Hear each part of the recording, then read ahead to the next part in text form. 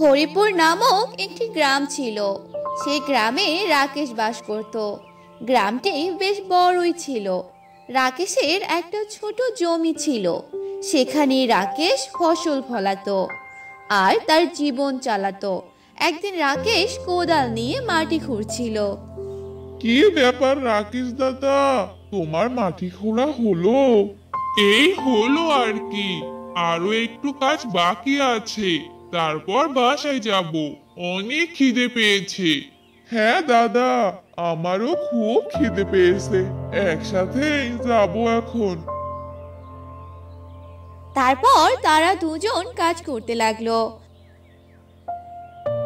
আর কাজ শেষে তারা দুজন বাসায় চলে যায়। আর তখন রাকেশ বলে, আরে যা, আমি তো আজকে রান্নাই করি নাই, তাহলে এখন কি খাবো আমি? আগের পান্তা ভাত আছে মনে হয়, সেটাই খেয়ে নেই। এই বলে রাকেশ পান্তা ভাত খেতে লাগলো। আরে কি যে করি, অভাবের সংসার। এখন তো রান্না করার মতো আমার কাছে কোনো কিছুই নেই। কি রান্না করব? যাই, ঘুমিয়েই পড়ি। এই বলে রাকেশ ঘুমিয়ে পড়ল। পরদিন সকালবেলা বাজার থেকে বরং কিছু বাজার করে নিয়ে আসি।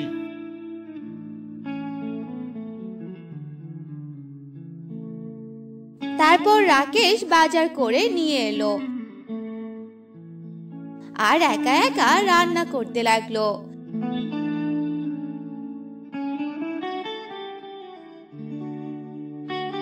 কি গো রাকেশ দাদা, আর কতদিন একা একা থাকবে? এবার একটা বিয়ে করেই ফেলো।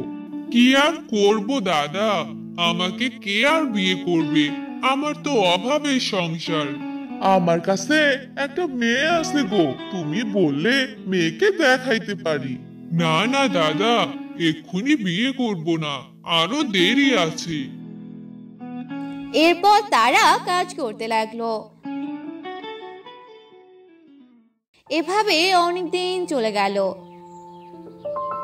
একদিন পাতালপুরের এক শাকচুন্নি বলল, না না, এখানে আর থাকা যাবে না। অনেক দিন থেকে নতুন গ্রামে যাওয়া হয় না। আজকে এক নতুন গ্রামে যাব আর মজার মজার খাবার খাবো। হি হি হি হি হি হি। এই বলে শাকচুন্নি উড়তে লাগলো আর গ্রাম খুঁজতে লাগলো। তখনই শাকচুন্নি একটি গ্রাম দেখতে পেল আর বলল, বাবা, এই গ্রামটা তো বেশ ভালোই লাগছে। যাই, এই গ্রামটাতেই ঢুকে পড়ি। এই বলে শাকচুন্নি সেই গ্রামে ঢুকলো আর বলল, আহ, কি যে ভালো লাগছে। যাই, এখন একটা থাকার জায়গা খুঁজি। আর খিদেও পেয়ে গেল, কিছু খেয়ে নেই। এই বলে শাকচুন্নি একটি বাড়িতে ঢুকলো আর দেখলো সে বাড়িতে অনেক মজার মজার খাবার রান্না করা হয়েছে। উফ, কি যে দারুণ খাবার! পোলাও, মাছ, মাংস, জিভে যে এক্ষুনি জল নেমে এলো। তারপর শাকচুন্নি চুপ চুপ করে সেই বাড়িতে ঢুকলো আর সব খাবার শেষ করে দিয়ে আসলো। আর একটা গাছের ডালে বসে পড়লো আর বলল, আহ, নতুন গ্রামে এসে এত মজার মজার খাবার খেয়ে অনেক আনন্দ লাগছে। যাই, এখন একটু ঘুমিয়ে পড়ি। এই বলে শাকচুন্নি শান্তির ঘুম ঘুমাতে লাগলো। অন্যদিকে মোড়ল তার চাকরানিকে বলল, তাড়াতাড়ি আমার খাবার নিয়ে আয়, খেয়ে দে, আমাকে বেরোতে হবে। হ হ মালিক, এক্ষুনি আনতাছি।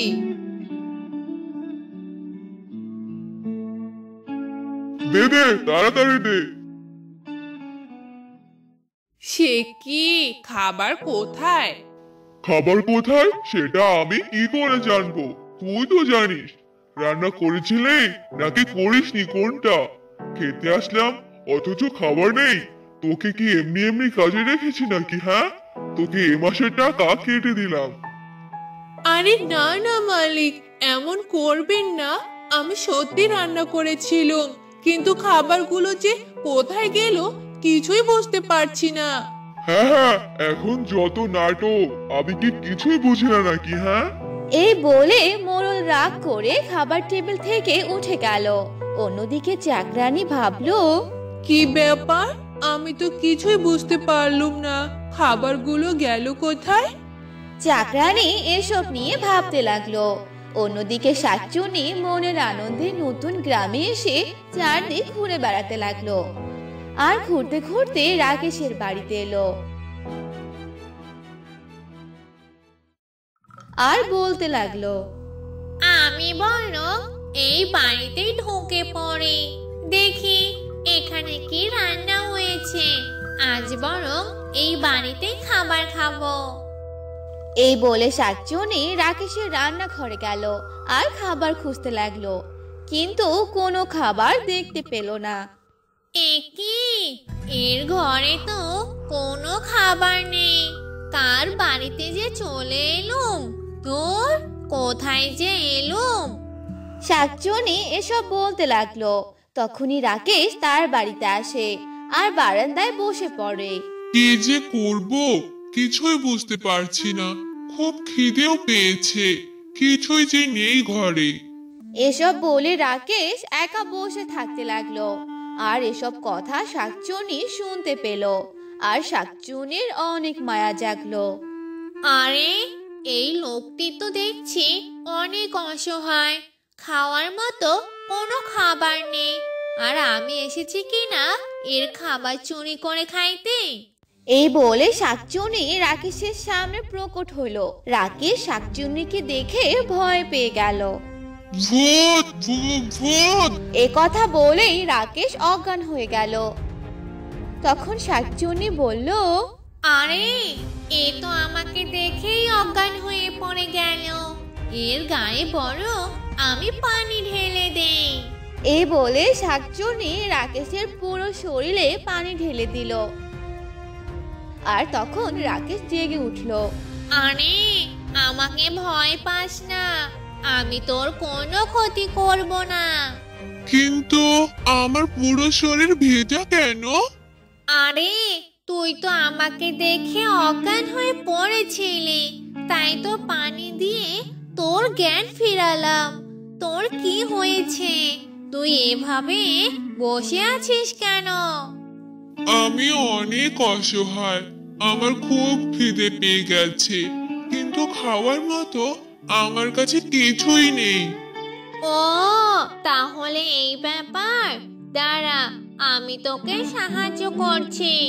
তুমি তো নিজেই অন্যের খাবার চুরি করে খাও, আমাকে কিভাবে সাহায্য করবে? তারপর শাকচুন্নি অনেক টাকা আর সোনা দানা বের করে দিল আর বলল, আমি তোকে খাবার দিতে পারবো না ঠিক কই, কিন্তু এগুলো তোকে দিতে পারবো। এই নে, এগুলো নিয়ে তুই তোর অভাব দূর কর। এতগুলো টাকা সোনা? হ্যাঁ, আজ থেকে এই সব কিছু তোর। তোমাকে অনেক ধন্যবাদ আমাকে সাহায্য করার জন্য। এসব শুনে শাকচুন্নি উড়ে চলে গেল। আর রাকেশ সেই টাকা দিয়ে খাবার নিয়ে এলো আর আস্তে আস্তে অনেক কিছু করে ফেললো। আজ এই শাকচুন্নির জন্যই আমি আমার নতুন জীবন ফিরে পেলাম। এখন আমার আর কোনো অভাব থাকবে না।